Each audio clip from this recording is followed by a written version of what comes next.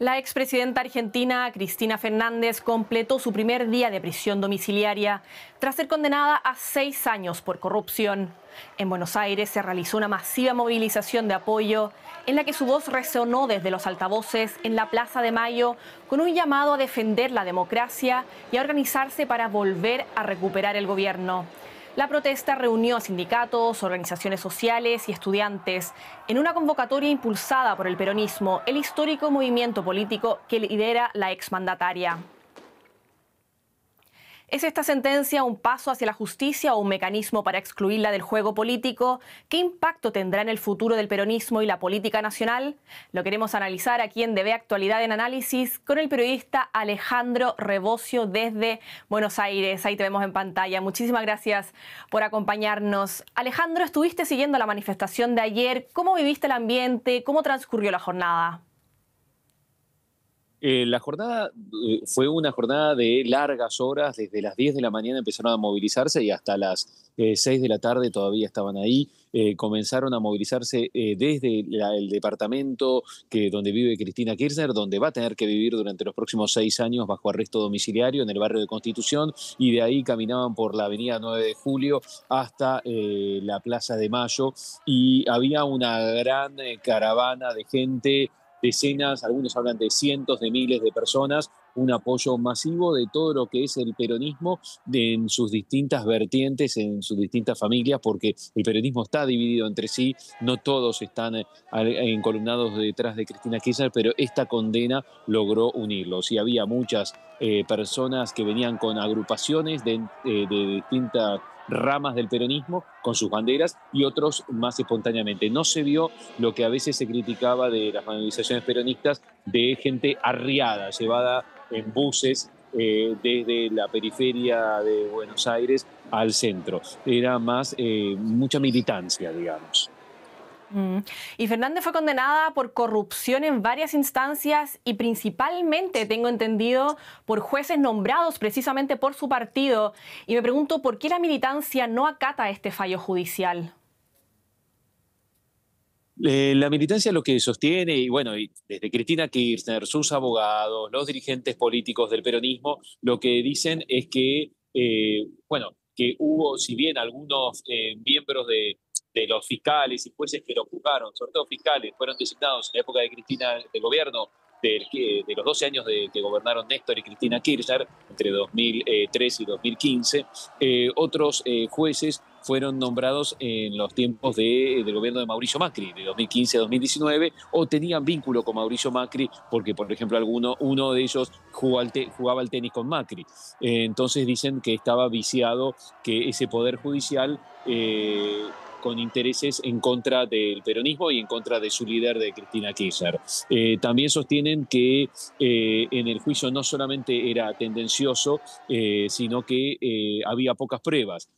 Hay 50 obras públicas que fueron cuestionadas, de las cuales en 3 hicieron peritajes, y hay cuestionamientos a esos peritajes. Eran peritajes que se hicieron para ver si había habido sobreprecios, si se pagó de más por esas obras públicas o no.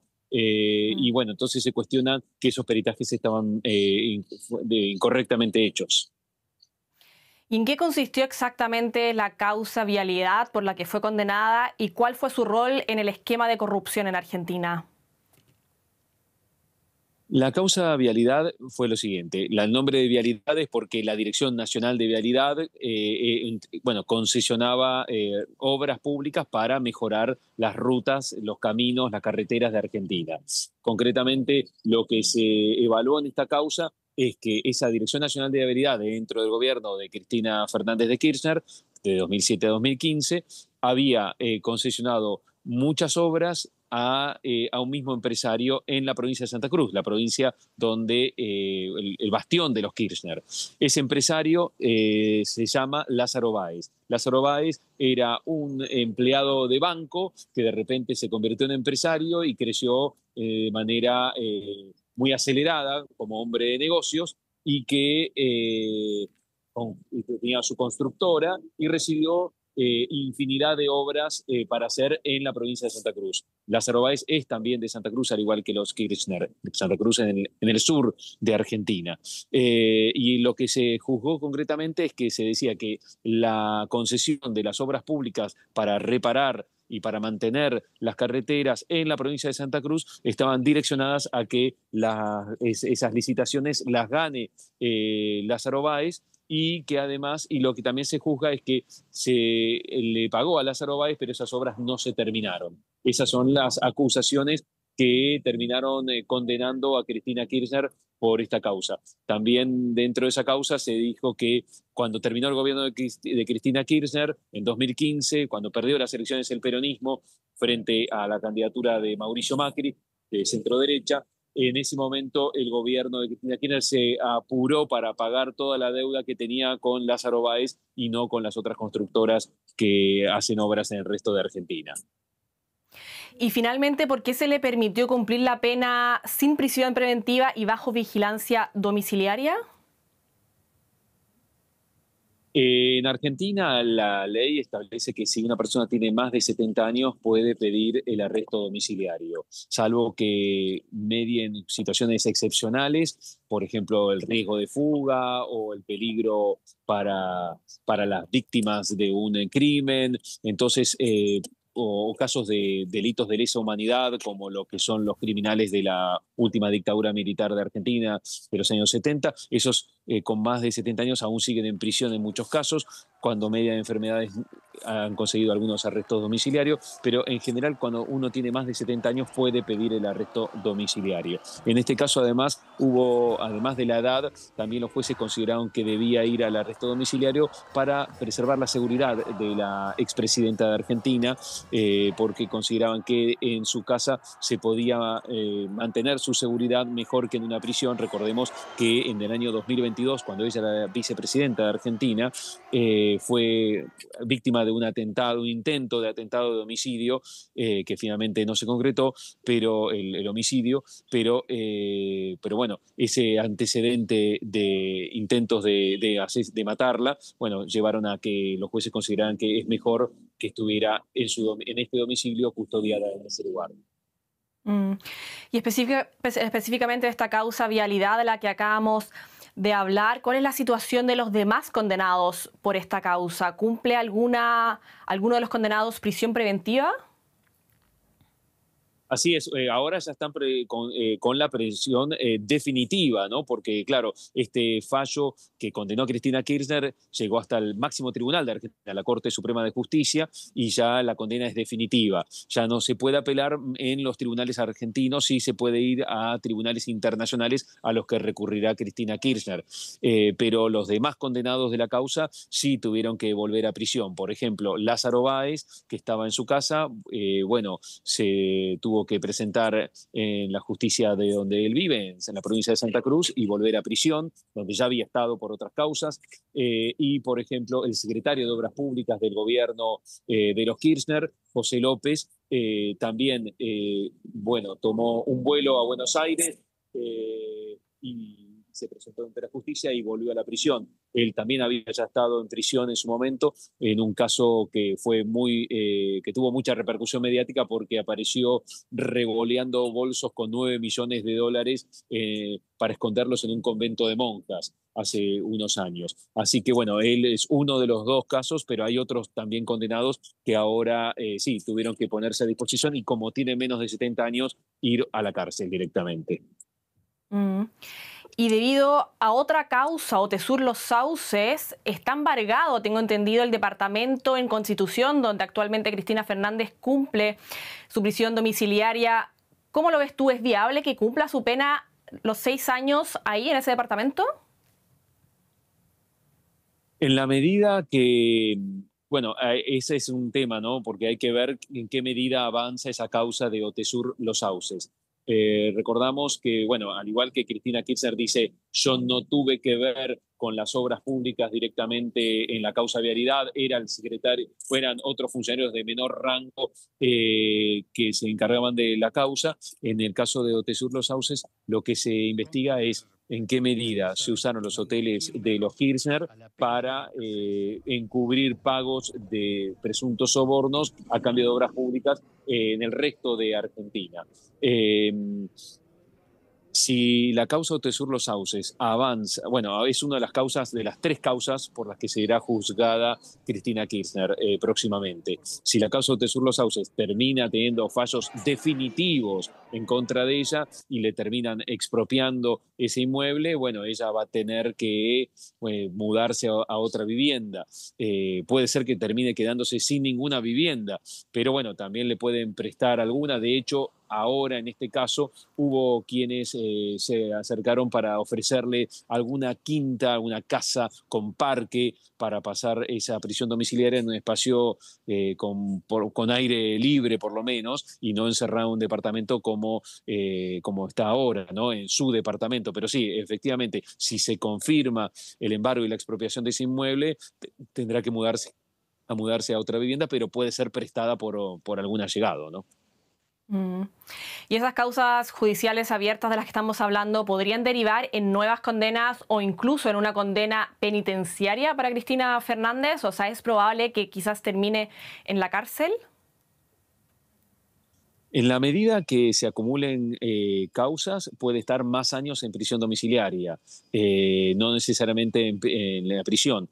El riesgo de ir a prisión está en caso de incumplir las condiciones que se aplican al arresto domiciliario. Por ejemplo, ahora se le dijo que las visitas están restringidas, que no puede generar disturbios públicos, porque claro, se junta mucha gente, muchos militantes van a la puerta de su casa a apoyarla, y entonces ahora está en duda de si ella puede salir al balcón a saludarla. Algunos vecinos que están en contra de tanta presencia de militantes políticos día y noche también. Bueno, entonces, en la medida que se cumplan las condiciones del arresto domiciliario, en cuanto a las visitas, en cuanto a que no haya disturbios públicos, es difícil que vaya a la cárcel. Lo que sí, obviamente, si se suman condenas judiciales, ahí va a estar más años encerrada y no solamente 6. Recordamos, como decía antes, la causa Otesur Los Sauces, los nombres de Otesur y Los Sauces son 2 sociedades con las cuales los Kirchner tienen hoteles, y lo que se dice es que empresarios que ganaban obra pública después le alquilaban todas las habitaciones de los hoteles como forma de pago, de pago obviamente indebido, de soborno, por recibir a cambio de haber recibido esas obras públicas. Después hay otra causa que es la causa llamada de los cuadernos, porque había un chofer del ministerio del área de Obras Públicas, del Ministerio de Planificación Federal se llamaba, que fue anotando todas las presuntos pagos de sobornos con maletines llenos de dinero que iba viendo él como chofer de uno de los funcionarios. Iba anotando presuntamente, bueno, que iba a recibir un maletín de tal empresario o de tal otro. Hay decenas de empresarios involucrados en esa causa, también funcionarios del gobierno de Cristina Kirchner y también la propia Cristina Kirchner. Lo que se juzga ahí es que presuntamente empresarios, sobre todo de la obra pública, pero también de otros negocios vinculados al Estado, le pagaban maletines de dinero a los funcionarios a cambio de conseguir esas obras. Y después hay una tercera causa que es pendiente, que es el llamado memorándum con Irán. Recordamos que en el año 1994 hubo un feroz atentado con más de 80 muertos contra la AMIA, la Asociación Mutual Israelita Argentina. La justicia Argentina investigó el caso, hubo acusaciones contra altos miembros del régimen de Irán y pedidos de captura.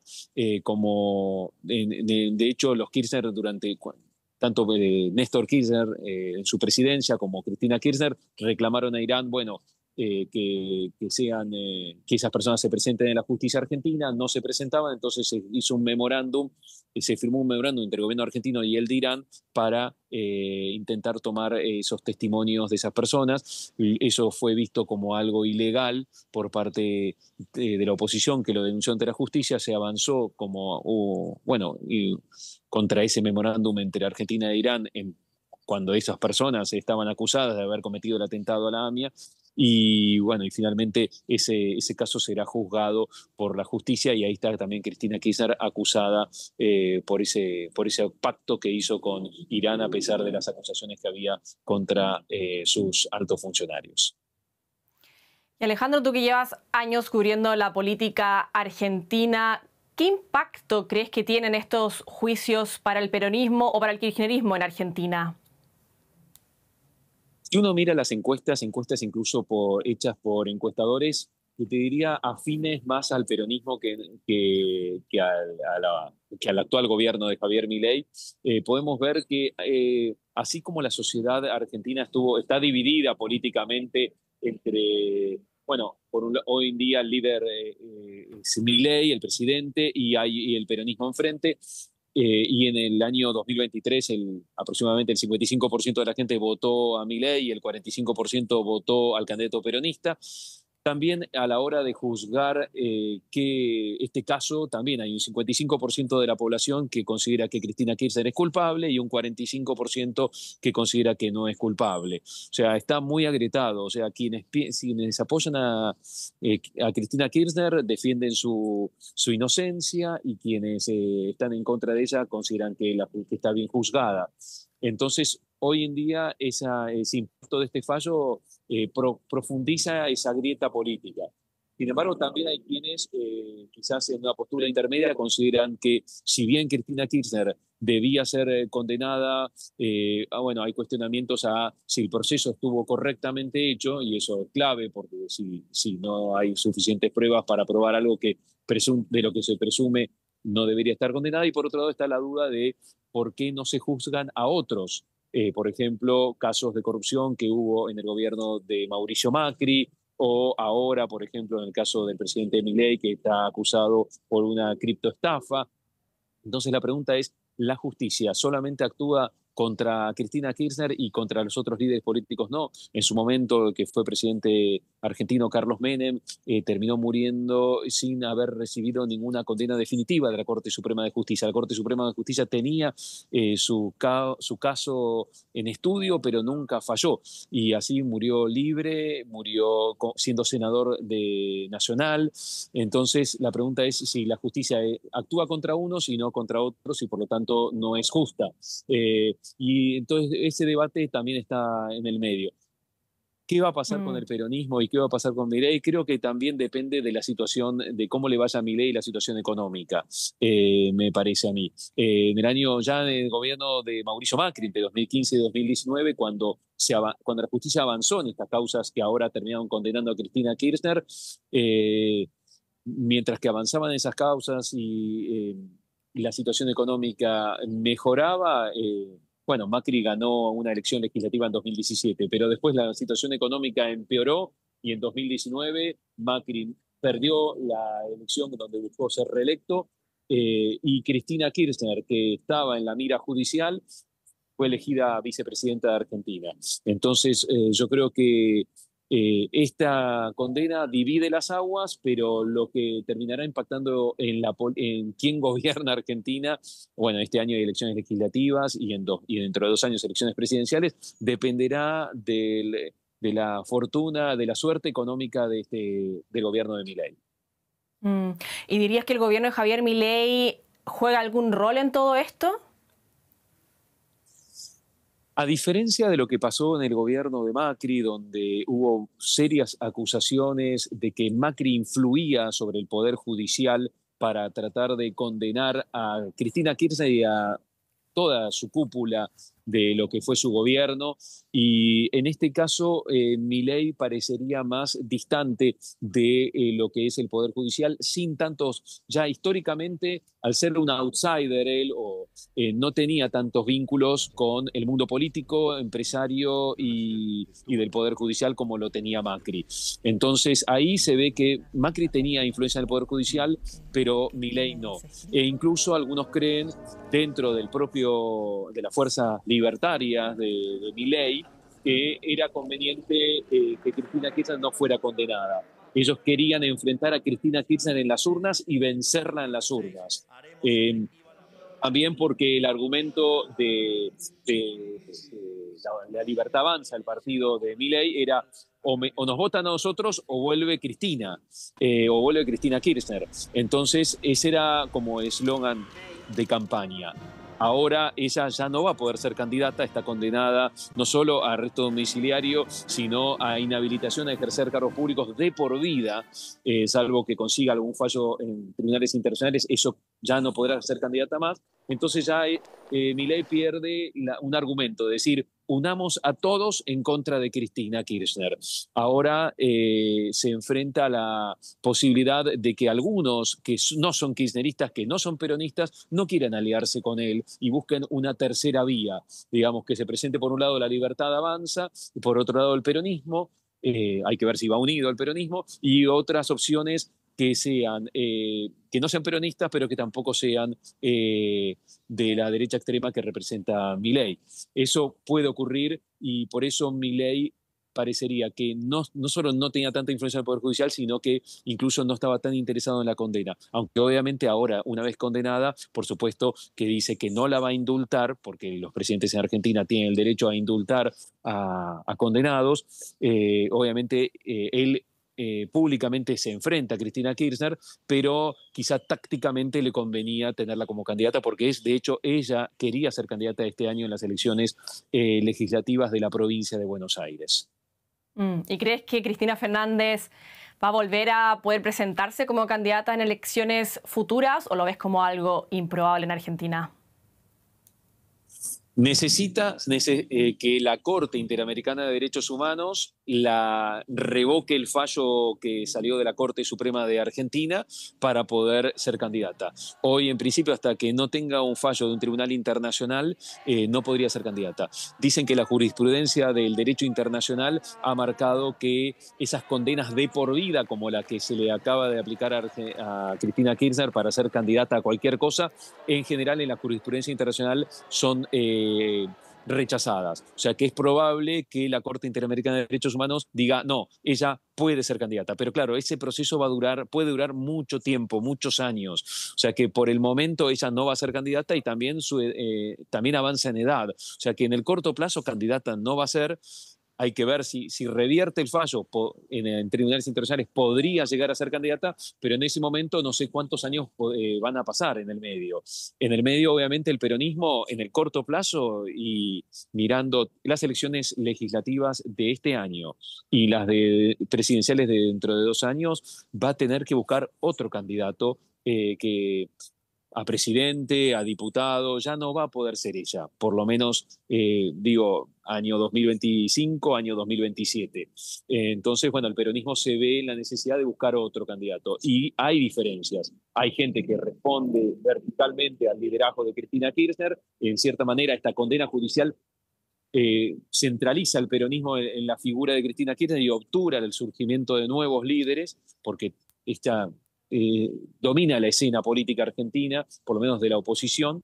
Bueno, la pregunta es, ¿podrá surgir un candidato, bueno, o uno bendecido por Cristina Kirchner o alguien que se enfrente a Cristina Kirchner? Pero en este momento todos los peronistas dicen están con Cristina Kirchner porque, bueno, por lo menos rechazando la condena judicial, pero también tienen sus peleas internas. Por ejemplo, el gobernador de la provincia de Buenos Aires, donde estoy ahora pisando territorio bonaerense, Axel Kicillof, que fue un discípulo de Cristina Kirchner, en los últimos 2 años se ha enfrentado a ella y él tiene aspiraciones presidenciales, pero hay que ver si Cristina Kirchner lo bendice como candidato, hoy en día parecería que no, o busca otro. Y entonces habrá una elección interna, una pelea interna en el peronismo entre los kirchneristas y Kicillof, que digamos que hasta hace poco era un kirchnerista, o se buscará otro candidato peronista, como Sergio Massa, que fue el candidato presidencial en 2023, que representa otra fracción del peronismo. Está en duda el futuro del peronismo y también, insisto, si la situación económica argentina empeora para la población, ahí los peronistas van a estar muy interesados en definir quién es el candidato que lidera esa lista con ambición de ganar. Si van rumbo a perder, bueno, habrá que ver quién pone la cabeza para ser el rostro de la derrota, ¿no? Un ambiente muy polarizado que se vive en Argentina. El peronismo, como tú lo dices, enfrenta tensiones internas y la necesidad de redefinir su identidad sin su figura más influyente hasta ahora. Alejandro Rebocio, desde Buenos Aires, muchísimas gracias por tu muy interesante análisis. Hasta una próxima vez. Gracias a ustedes.